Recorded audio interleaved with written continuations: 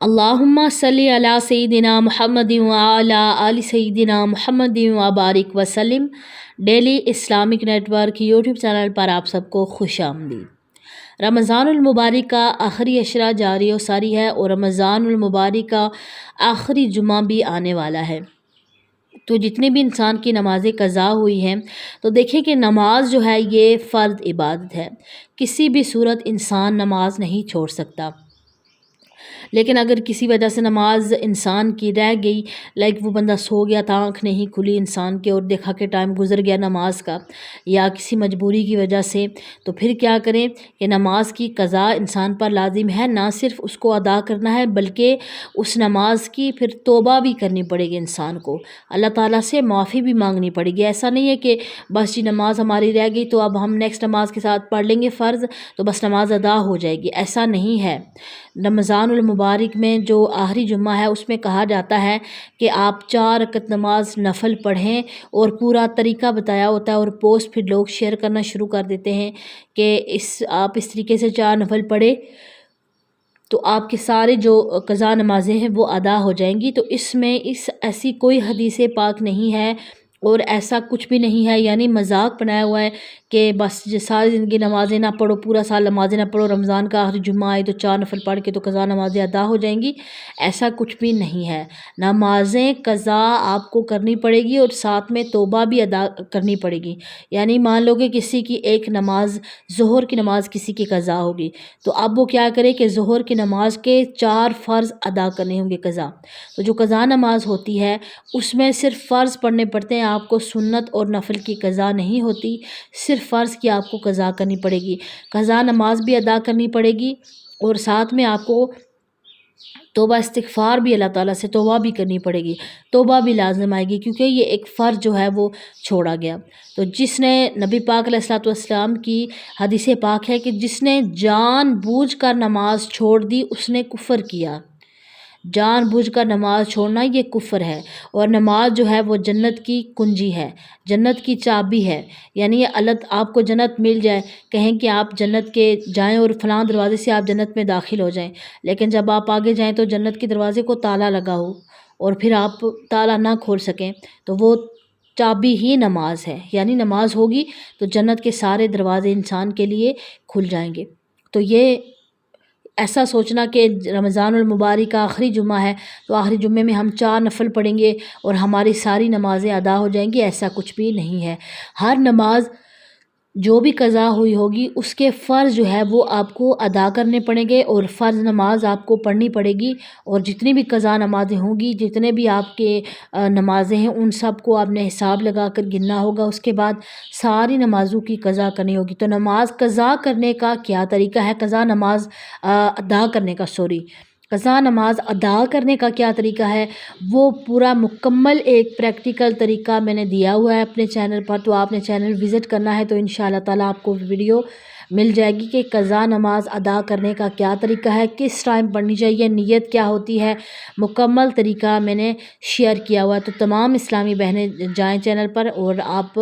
دیکھ سکتی ہیں کہ کیا طریقہ ہے قضا نماز ادا کرنے کا، کس وقت میں جو قضا نماز ہے وہ ادا نہیں کر سکتے اور کس ٹائم میں ادا کرنی چاہیے، کتنی رکعتیں ادا کرنی چاہیے، نیت کیسے ہے، مکمل طریقہ میں نے دیا ہوا ہے۔ اچھا، کچھ لوگ پھر آگے وہ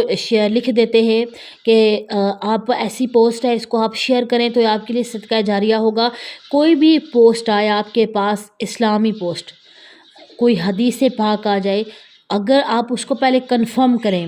بعض دفعہ ایسا ہوتا ہے کہ پوسٹ کے نیچے انہوں نے ویسے لکھ دیا ہوتا ہے فلاں صفحہ نمبر، جلد نمبر فلاں، حدیث کی کتاب نمبر فلاں، اور ایسے لکھ دیا، لوگ سمجھتے ہیں کہ شاید یہ حوالہ دیا ہوا ہے، تو اب ہم کیا کرتے ہیں کہ اس پوسٹ کو شیئر کر دیتے ہیں، ہمیں ثواب ملے گا، اور اوپر پوسٹ کے اوپر لکھا ہوتا ہے کہ اتنے مسلمانوں کو شیئر کرو تو آپ کو ثواب ملے گا، ورنہ آپ کو یہ مسئلہ ہو جائے گا۔ تو لوگ جو ایموشنلی بلیک میل ہو جاتے ہیں اور شیئر کرنا شروع کر دیتے ہیں۔ تو کوئی بھی حدیث پاک اسلامک پوسٹ آپ کے پاس آئے تو جب تک آپ کو کنفرم نہ ہو، کسی عالم سے پوچھ لیں کہ کیا یہ حقیقت ہے اس میں، نہیں تو کنفرم جب تک نہ ہو تب تک اس کو شیئر نہ کریں۔ تو اور یہ والی پوسٹ تو بالخصوص آپ نے شیئر نہیں کرنی، بلکہ اگر آپ کے پاس آئے تو فوراً آپ نے کیا کرنا ہے، ڈیلیٹ کرنا ہے، اور جو بندہ آپ کو ساتھ شیئر کرے اس کو بھی بتائیں کہ ایسی کوئی نہیں ہے، ورنہ یہ مذاق ہے، نمازیں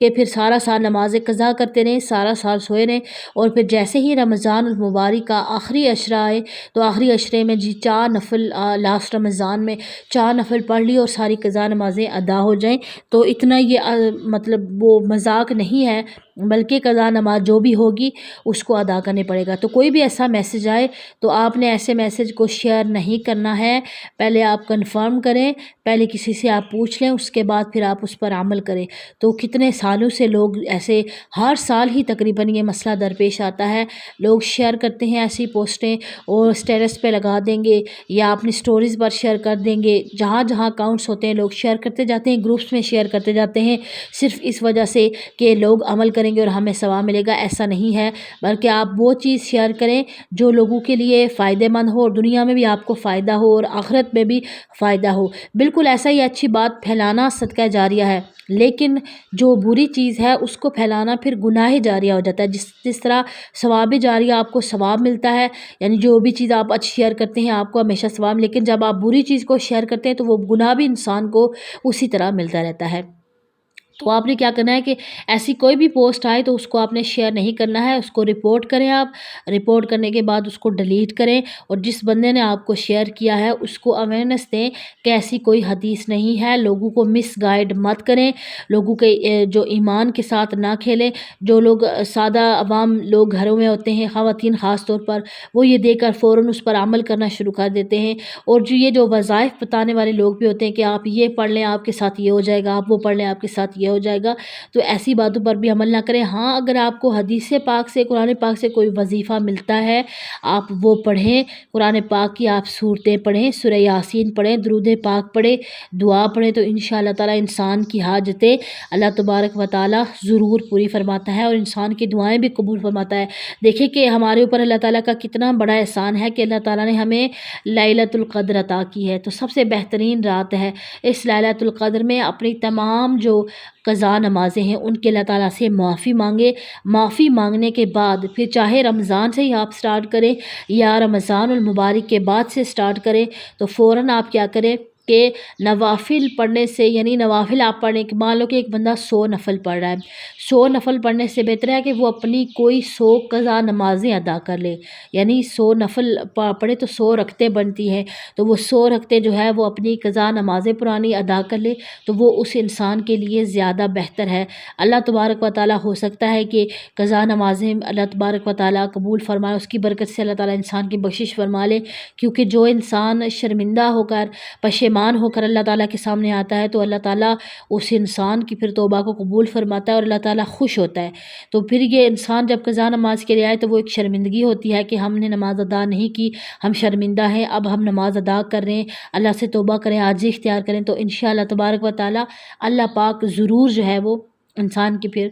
دعائیں قبول فرمائیں گے اور مغفرت بھی انسان کی ضرور فرمائیں گے انشاءاللہ تبارک و تعالیٰ۔ ویڈیو اگر اچھی لگے تو لائک اور شیئر کرنا مت بھولیے گا۔ السلام علیکم ورحمۃ اللہ وبرکاتہ۔